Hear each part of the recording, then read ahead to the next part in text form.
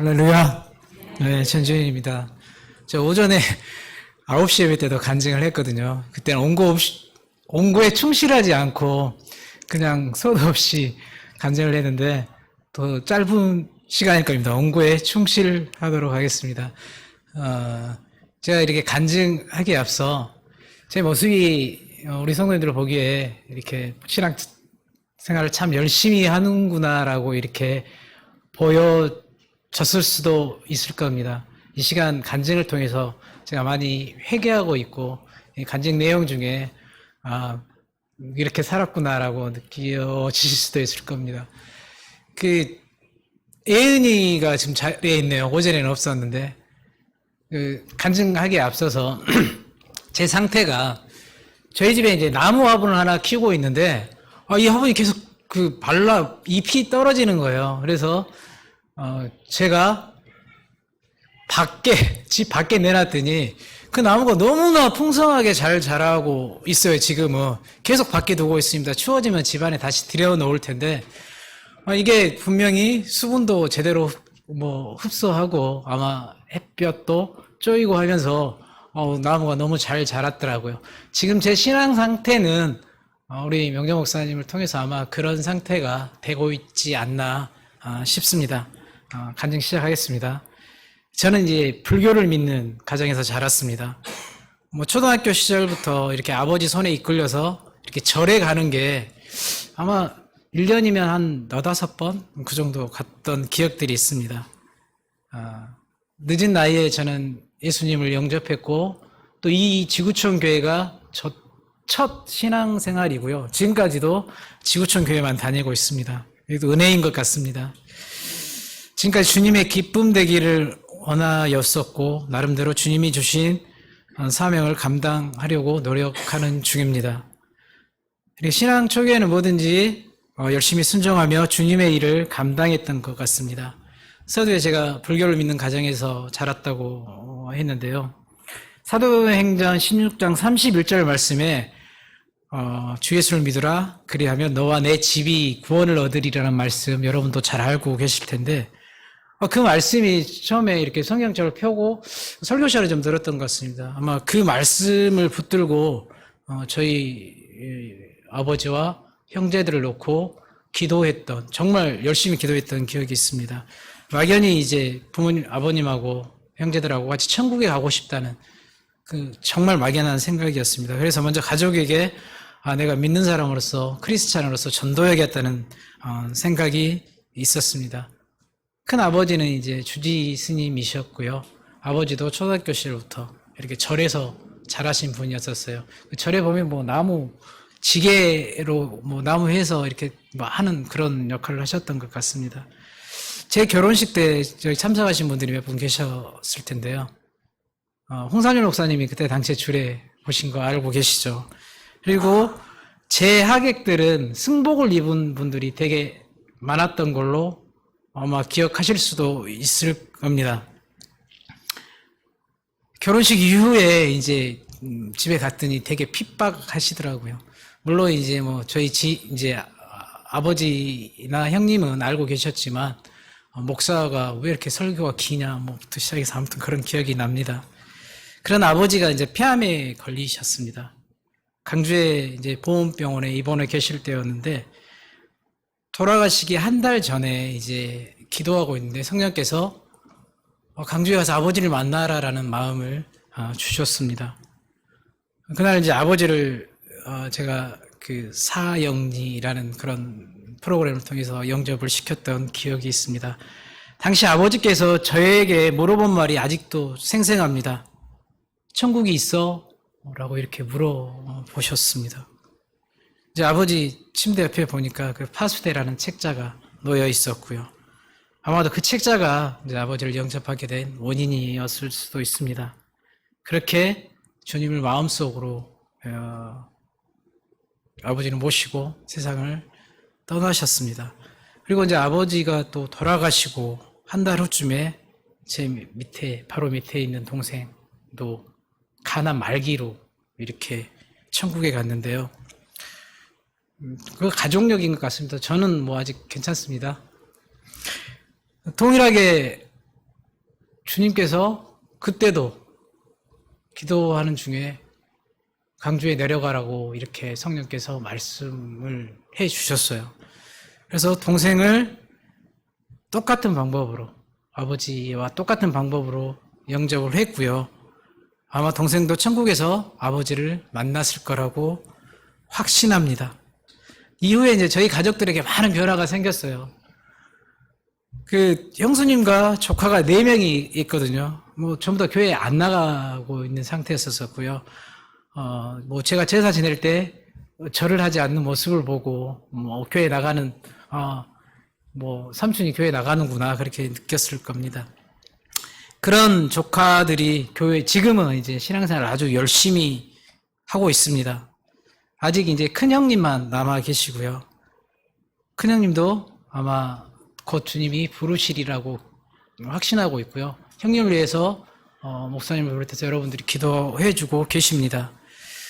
제사를 지낼 때 이렇게 절을 안 한다고 되게 핍박하셨던 형님 모습이, 있는데, 그러던 분이 오래전부터,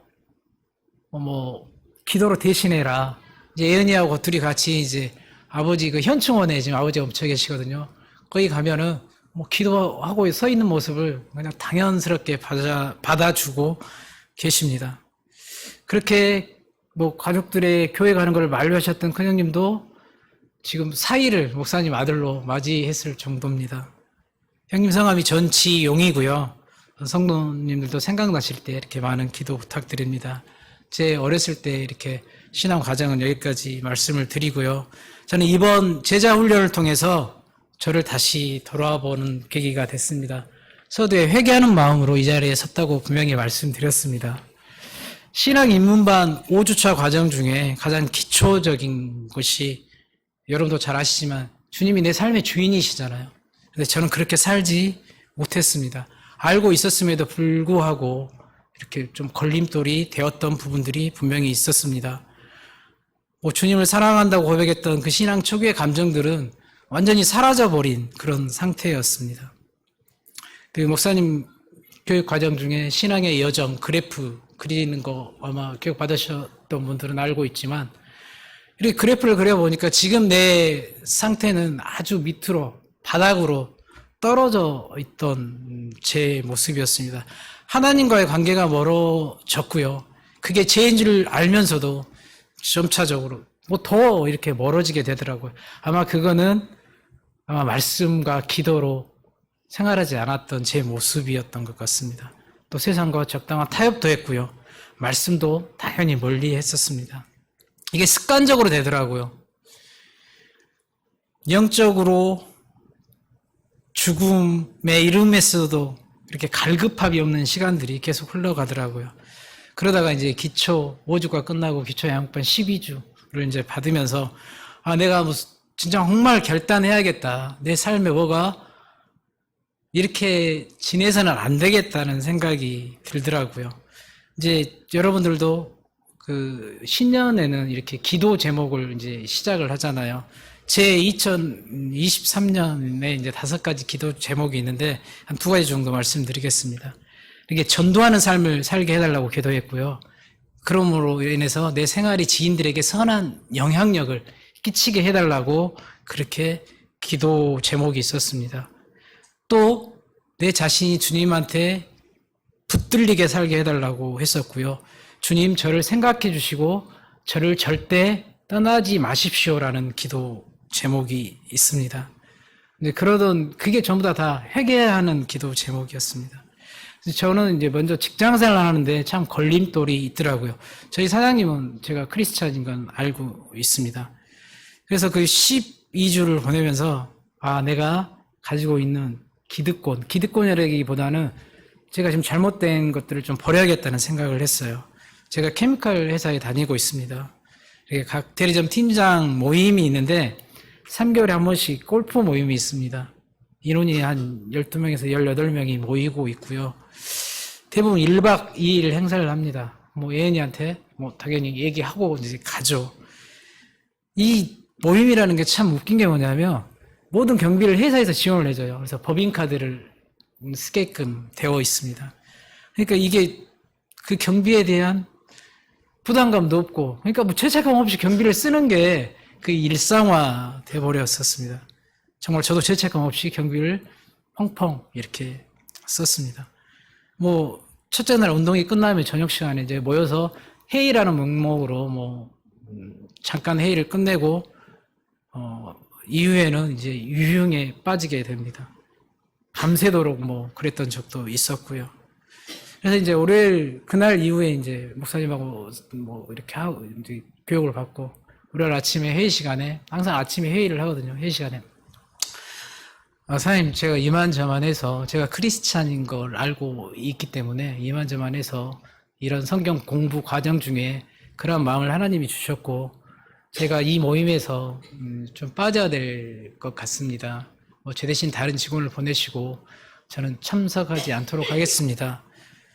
뭐 사장님도 뭐 합당한 이유였으니까 들어주시더라고요. 그날 이후로 그 모임에서 빠져서 지금까지 뭐 좋아하는 운동을 못하고 있지만 그래도 행복합니다. 그리고 또 하나 중요한 사적 모임이 있습니다. 그 모임에서 총무 자리를 맡고 있고요. 이 모임 역시도 이렇게 먹고 마시는 일이 주된 모임입니다.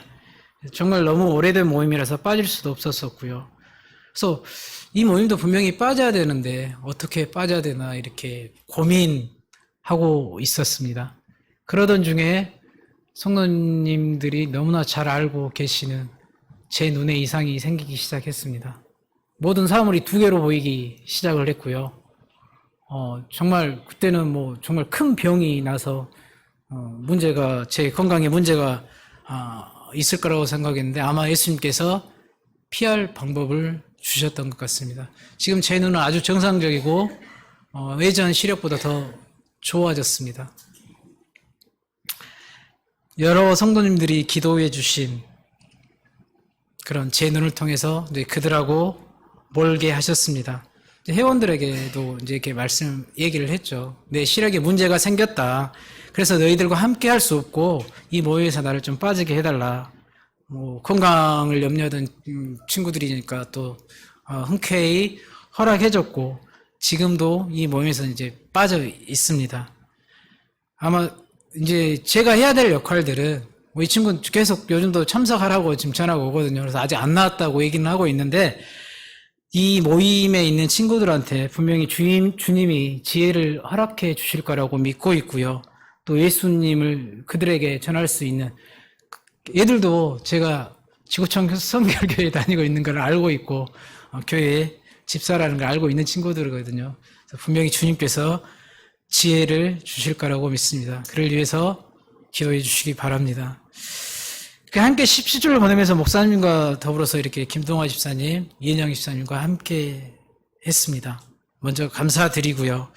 이렇게 같이 나누었던 대화 속에서 귀한 은혜를 받았고요. 또 성장하는, 제가 이제 알지 못했던 것들을 이렇게 알게 되는 그런 성장하는 계기를 주셨습니다. 분명히 제 삶이 변화되기 위해서는 그 낡았던 부대에서 새로운 부대로 바뀌어야 된다는 것을 뭐 알고 있었지만 실천하지 못했잖아요. 분명히 이 간증을 통해서 그 새로운 부대로 바뀌어야 됨을 알게 해주셨습니다.